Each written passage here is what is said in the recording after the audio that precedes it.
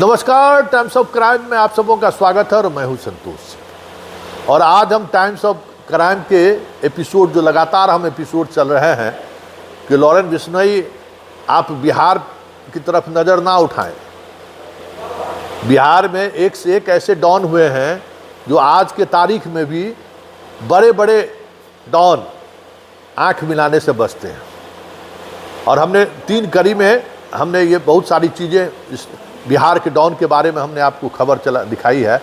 आज हम एक ऐसे डॉन की खबर चला रहे हैं जिस डॉन ने पहली बार बिहार में AK-47 का इस्तेमाल किया।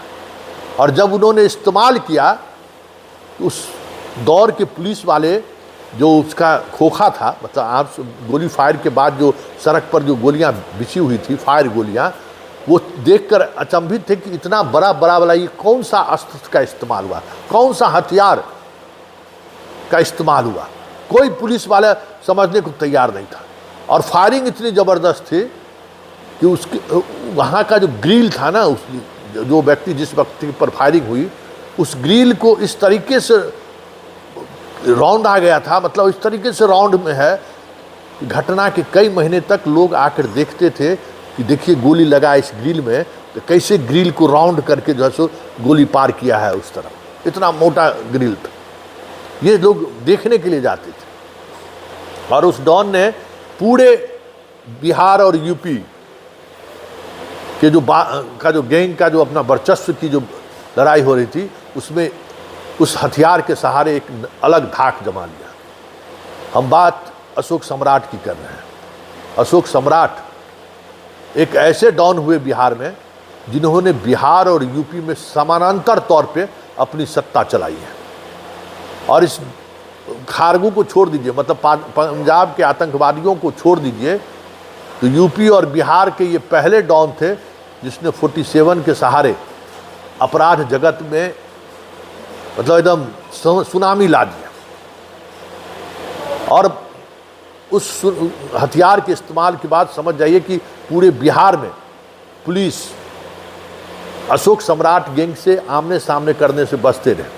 हालांकि बाद के दौर में STF चीफ के रूप में BK सिंह को लाया गया, जो आंध्र प्रदेश में थे। वहाँ उन्होंने बेहतर काम किया था, तो बिहार लाके वहाँ यहाँ के STF को उसने खड़ा किया। और 47 जैसे अत्याधुनिक अस्त्र पहली बार बिहार पुलिस में इंट्रोड्यूस किया गया। बिहार पुलिस 47 पहली बार इस घटना के लगभग 1-1.5 वर्ष बाद 47 उनको देखने को मिला।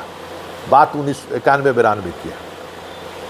घटना क्या था कि 87-88 में अशोक सम्राट के रिश्तेदार भी और गुरु भी मिनी नरेश, उस समय में मुजफ्फरपुर LS कॉलेज और मुजफ्फरपुर का PG हॉस्टल एक अलग तरीके का कह सकते कि गैंग वार या कहिए कि एक तरह अलग तरीके का अपराध को संचालित करने वाला एक अलग सिंडिकेट काम करता था, जो उस समय में जल संसाधन विभाग, जिस विभाग में से लेकर रेलवे के टेंडर वगैरह को कहीं न कहीं मैनेज किया जाता था। तो मिनी नरेश की हत्या बहुत ही पूरे छात्र के बीच सरस्वती पूजा हो रहा था PG5 में, बिहार यूनिवर्सिटी के PG5 के हॉस्टल में। वो उस दिन सरस्वती पूजा हो रहा था और मिनी नरेश छत पर बैठकर देख रहे थे। और उसी समय बगल के रास्ते से अपराधी छत पर चढ़े और पूरी कोशिश उन्होंने की बचने की। वो कूदकर वेंटिलेटर के नीचे खिड़की का जो ये होता है यहाँ आ गए। और उनके सारे गैंग के मेंबर जो उस पूजा समिति में शामिल थे बिना हथियार के थे। और सामने में अपने बॉस को वो लोग मरते हुए देखा। और उसी घटना के प्रतिशोध में अशोक सम्राट ने चंदेसर सिंह, छाता चौक पर चंदेसर सिंह, जो इस पूरे कह सकते हैं कि मिनी नरेश की हत्या में साजिश रची थी, उसको उन्होंने 47 से भून डाला। और कहा जाता है कि जिस वक्त वो 47 से चंदेसर सिंह के बेटे की शादी होने वाली थी, सारा सामान ट्रक पर लोड हो रहा था। 2 बार AK-47 लेके अशोक सम्राट छाता चौक पहुंचे और जैसे ही वो पोजीशन लेते थे आर्म्स फायर नहीं हो रहा था। तो फिर अशोक सम्राट उसी PG5 हॉस्टल के उसी पोर्टिको के सामने खड़े होकर काफ़ी रोए। और उन्होंने कहा, क्या दादा क्या चाहते हैं कि हम बदला नहीं ले सके? और फिर उसके बाद वहाँ से प्रणाम करके वो वहाँ से निकले, जो लोग उनके साथ उस ऑपरेशन में जो लोग थे जो कह रहे हैं। और उसके बाद वहाँ से वो निकले और फिर छाता चौक आए, और छाता चौक आने के बाद उसने जो 47 से जो फायर किया, पूरी मैगजीन खाली कर दी चंदेश्वर सिंह का। पोस्टमार्टम के लायक भी चंदेश्वर सिंह नहीं थे। गोली 47 चलना शुरू हुआ तो जो आसपास के लोग वहाँ मौजूद थे, उन लोगों ने सोचा भी नहीं कि ये हो क्या रहा है।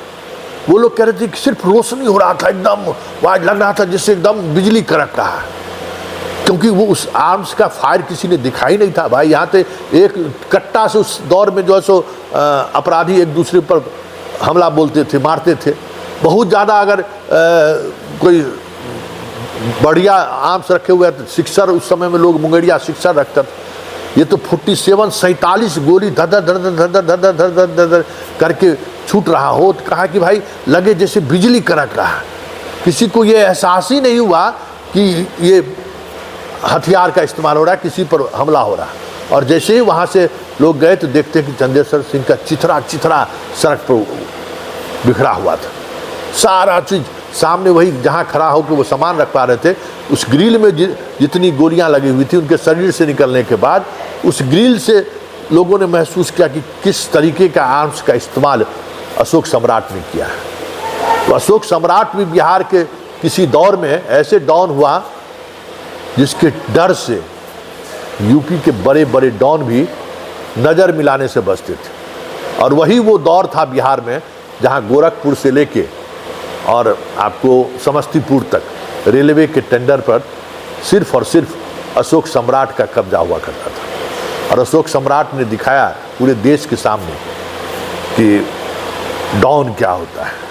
हालांकि 95 में वो पुलिस के साथ, पुलिस की घेराबंदी में वो इस तरीके से कह सकते हैं कि फंसे कि वो पब्लिक के द्वारा वो मारे गए। एक घर में छुपे हुए थे जहाँ पब्लिक मॉब लिंचिंग हुआ उनका, और उनकी हत्या हो गई। उसमें पुलिस काफ़ी पीछे, उनके पुलिस उसी टेंडर को लेकर कहीं न कहीं ये घटना घटी थी। तो डॉन की अगर बात होगी तो बिहार में कई ऐसे डॉन हो चुके हैं जिस डॉन तक आज की तारीख में भी पहुंचने के लिए लॉरेंस बिश्नोई को बहुत सारी मशक्क़त करने की ज़रूरत है। आज भी जिस तरीके से बिहार के डॉन के पास नेटवर्क है, भले वो सोशल मीडिया के सहारे वो नेटवर्क ना हो, लेकिन आज भी पुराने जो डॉन हैं उनका जो नेटवर्क है, वो नेटवर्क लॉरेंस बिश्नोई पर आज भी भारी पड़ सकता है। चाहे वो पप्पू यादव हो, चाहे आनंद मोहन हो, चाहे सूरजभान हो, चाहे अनंत सिंह हो, कुछ नाम जो अभी भी लोगों के जुबान पर है, जिनकी पहचान रही है उस दौर में, वो आज भी इतना ताकतवर है कि लॉरेंस बिश्नोई जैसे गैंगस्टर को से दो हाथ कर सकते हैं। तो बिहार में किस तरीके का बाहुबल रहा है, किस तरीके के डॉन रहे हैं, इस सीरीज में हमने आज आपको अशोक सम्राट से रूबरू कराया कि अशोक सम्राट ने किस अंदाज में 47 से एक पूरे बिहार में दहशत का माहौल क्रिएट किया। और फिर जो टेंडर वार, रेलवे का जो टेंडर वार था, कह सकते हैं कि हरिशंकर तिवारी तक का जो गैंग था गोरखपुर में, वो भी अशोक सम्राट से नज़र मिलाने से बचते थे। तो बादशाहत दोनों तरफ, और कहते हैं कि उसी में सूरजभान से इनका आमना सामना हो गया।